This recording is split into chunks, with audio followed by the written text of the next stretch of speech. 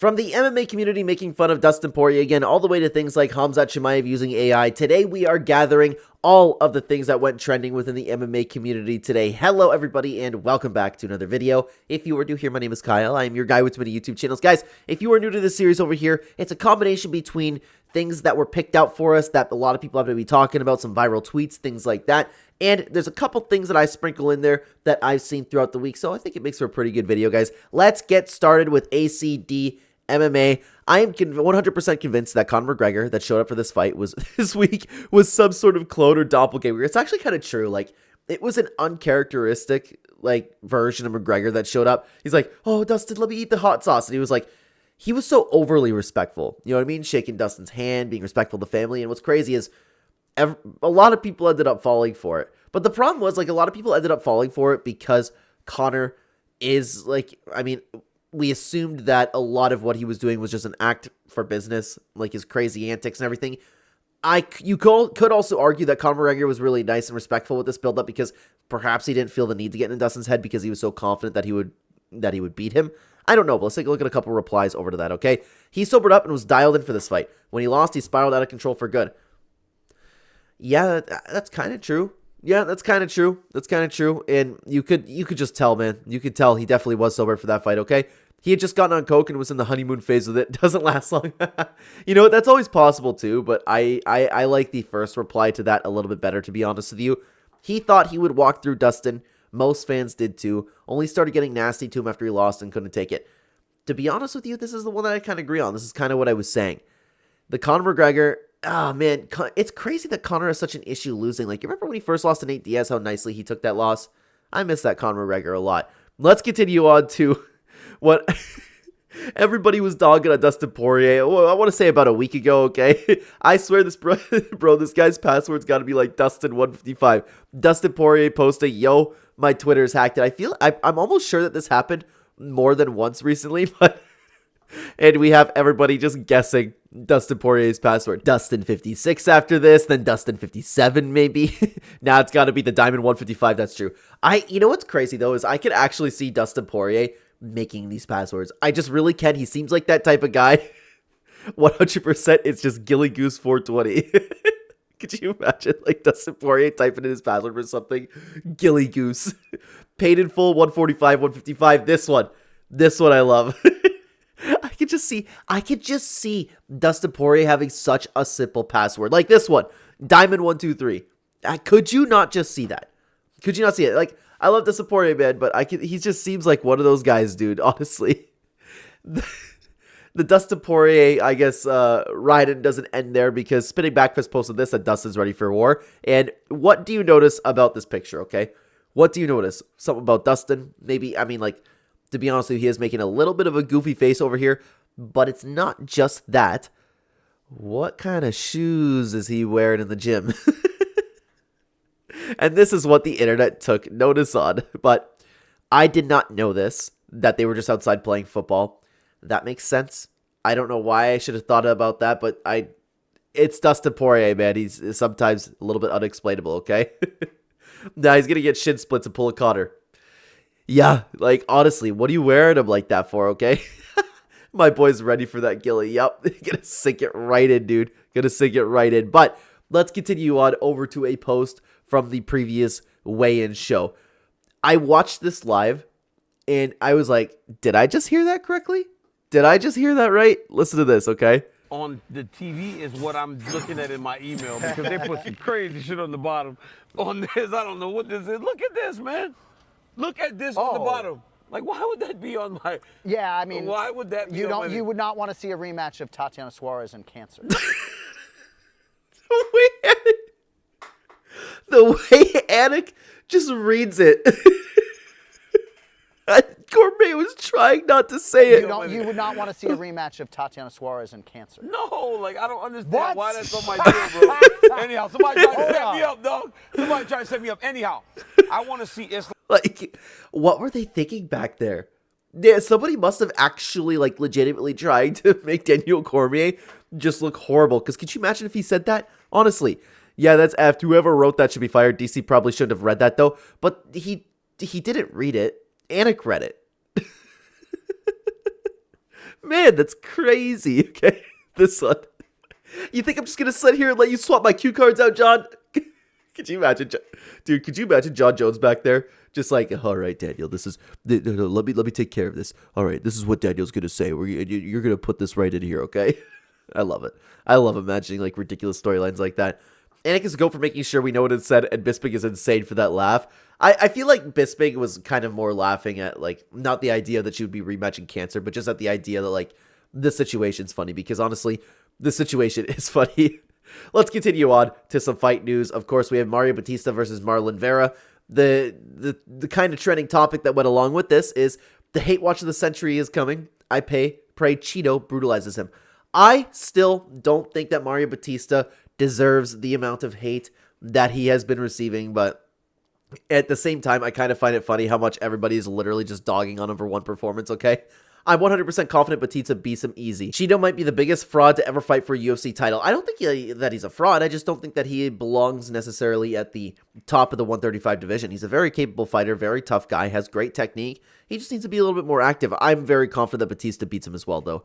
For real, the entire MMA fan base is going to unite as one for Cheeto here. Khabib and Conor will be locking arms and taking a knee in solidarity. If Cheeto wins, he'll gain more social media followers than Islam, the entire religion, not just the guy. Cheeto is the hero we need right now. You know what I really hope for is that the opinion sways so much against Mario Bautista that we actually get him as like a solid underdog for betting odds, because that's a fight that I would bet on for Mario Bautista to actually beat Marlon Vera in a fight, okay?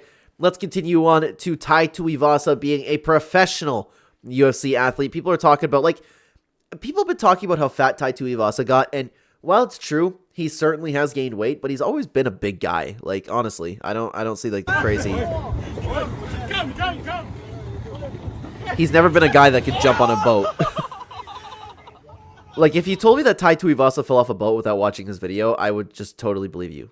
Like, he's probably intoxicated. He's not the most athletic guy, you know? How mad is it that Tai was one fight away from Jones? Yeah, you know, it's true. Even close to with the knockdown and gone. I forgot about that. Yeah, if he would have finished gone with that knockdown, he would have actually been in the title picture. You know, it's still more deserving than Stipe Miocic, you know? Well, let's continue on. Fighters on the brink of death after a severely dehydrating weight cut. The UFC weigh-in interview. Yeah, that's true, actually, dude. That's so true. But at the end of the day, like, these guys that are cutting so much weight to get an advantage are honestly kind of doing it to themselves. And I like the new weigh-in show crew. Like, the production for it is actually really solid. I love watching the weigh-in show. So, you know what? If you're cutting that much weight, what can you do? You know? With the increased production budget on the newer arenas, it literally is like this. I know. Like, that's exactly how it feels. Let's continue on, though, to a post that I ended up seeing. Khamzat Chimaev just decided to post some AI images. Sean Strickland, after the loss, right? Can't comment much about it, but it doesn't end there, because once we see one AI image, everybody else hops in, okay? Stay healthy, sir. We need to see Khamzat versus Dricus du Plessis. Khamzat sick. Dricus du Plessis looking like it, not just checking in on him. It more looks like that Dricus du Plessis is perhaps rizzing him up a little bit. Looking good, DDP, man. Splitland is scared. You'll make him cry, man. Just always the ones of Sean Strickland crying. It's incredible how good the Grok AI is, dude. I need to learn how to do that. Okay? I don't know if it's that simple as, like, typing in a prompt, or if you have to get some, like, particular keywords, some particular prompts to put in chat or Grok in order to make it produce, like, the high-quality images like this. Let's never forget who owns you, though. I have no idea what to make of this photo. I don't know. Khamzat Chimaev kissing an alien foot. I don't know if there's a meme behind that, but what can you do? Let's continue on to Sean Strickland and Khamzat Chimaev having a baby. How cute is this? Those two little lovebirds. We love to see it. Oh, cute. And is someone pro Sean Strickland? This one looks a little bit strange. Sean Strickland's got like a giant nose or something. Something's a little bit off about it, but Khamzat Chimaev getting knocked down. Top 10 things that would not happen, as if Sean Strickland wouldn't try to just win a boring decision. Let's continue on MMA orbit. Alex Pereira is an absolute superstar. I believe that I've seen this. This might be him walking out for UFC 312. Oh my god. Yeah, people going crazy for Alex Pereira now. He really is a superstar, dude. He really is. Look at this. Doing the walkout. Everybody chanting Shama. He really is a superstar, man. He really is. Incredible. I'm happy for him, man. I'm happy to see how big that he's become, okay? Jake Gerber MMA had this to say. I've been watching Alex Pereira fight for so many years, dating way back into his earlier kickboxing days when there were small amounts of spectators. To see him become a massive star like this is so incredible. Very well said. I haven't watched Alex Pereira that much before the UFC. I think I've only watched his LFA fight. I don't remember if I've watched anything before that, but I might have seen some stuff. I don't really keep up on kickboxing, but it is really nice to see somebody who's put in the work over the years. I love seeing guys actually become superstars in the sport. Very, very nice to see. Bro doesn't speak a single word of English and became the biggest star worldwide. But that's the thing, is he's that exciting of a fighter. He's that good of a fighter. He's that good of a champion, and he will take on anywhere, anytime. Like, anyone, anywhere, anytime. The dude really, really lives up to the star potential that he has here in the sport. But now, guys, let's continue on over to the next topic. JT Lyons Jacob from We Want Picks had this to say: I'd legit pay an extra $20 an event to be able to watch all the walkouts instead of commercials. I completely 1000% agree with this. I would pay more. I would pay more for that experience. I'd pay more on Fight Pass. I don't care. I want to watch that. I want to watch the corner work. We need something on Fight Pass that just gives us ad-free. And all the events need to be on Fight Pass, dude. Just bump up the price. I don't care. I want to watch ad-free, all events straight on UFC Fight Pass. But I know that's a little bit much to ask. But seriously, like for an extra $20 or something, I definitely want to watch all the walkouts as well. And I agree with the reply over here. And no commentary, enhanced cage audio. For the people who do like this, I would love to see this as an option. But for me personally, I love commentary. And like, I know a lot of people perhaps want to watch their own favorite YouTuber do commentary, somebody else that they like, or if they just literally like watching the fights. Nothing wrong with that either. I would like to have that as an option for those people, okay? The Casual King MMA also replied and said, great point, and the fact that they show ads in the middle of the rounds instead of the corner work during the PPV section is insanity. Agreed. I agree. Like, that's such important information for such important fights. It kind of like, it doesn't necessarily take me out of it, but there are a lot of times when I'm watching fights where I just really, really want to listen to the corner. I want to see the advice that they're being given. Are they going to listen to it? How are the fighters looking in the corner? It's part of the experience watching the fight. Let's continue on to Ben Davis. I've never seen Trevor Wittman's smile evaporate like this. I think I know what clip this is. If it's a clip that I'm thinking of, then it's Justin Gaethje getting floored. Oh, yeah, I can see it. You can see it in the monitor up here. You can see it in the monitor up here. Yeah. Oh, it's sad. Yeah. It's understandable, man. Like, he's enjoying the violence. Justin Gaethje, like, thrives in some slugfests. Of course he doesn't want to see his guy get floored like that. Of course his smile is going to get wiped off his face, okay? My boy's having so much fun. Oh, whoop, he just got knocked out. That's bad. The cameras are on. Don't smile when your guy loses this time. I don't think he was thinking that way, to be honest with you. I mean, it's always possible, to be honest, because we have seen him smiling through his fighters losing, but I wouldn't, like, judge his character based off of that. That kind of hurt. You can tell he's genuinely worried. That's where I'm coming from this. That's what I believe Trevor Wittman was thinking in that moment. I don't think he had any ulterior motives or ulterior thoughts, okay? He was probably thinking the same thing I was thinking. That Gaethje's best chance of pulling this off is after getting picked apart for 4.5 rounds. It was a crazy slugfest, plot twist for real. Yeah, that's probably the case.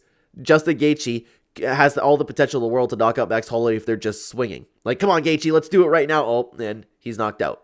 It sucks, man. It sucks. It's hard watching Gaethje get floored like that. It's unfortunate that, like, sometimes, like, the best things that you see in the sport are the worst things for some people, right? Let's continue on a home of fight. Coincidence or Conor McGregor's influence, and it is Ilia Topuria's brother, just like Ilia Topuria, having a very, very similar tattoo to Conor McGregor. I don't know if I'm going to receive any pushback on this, guys, but I'm more inclined to believe that they were copying Conor McGregor. I don't know why. It's just what I believe, especially with Ilia Topuria, like, behaving like Conor McGregor at press conferences. And I know that it's cool to like Ilia Topuria now, but that's something that everybody made fun of Ilia for, is he was, like, copying Conor word for word in some things, just like Ian Gary was. It's so crazy that him and Ilia copied Conor. Yeah, but it could be a case of, like, brother copying brother and then brother copying Conor McGregor. It's possible they haven't, but I'm more inclined to believe that was the case, okay?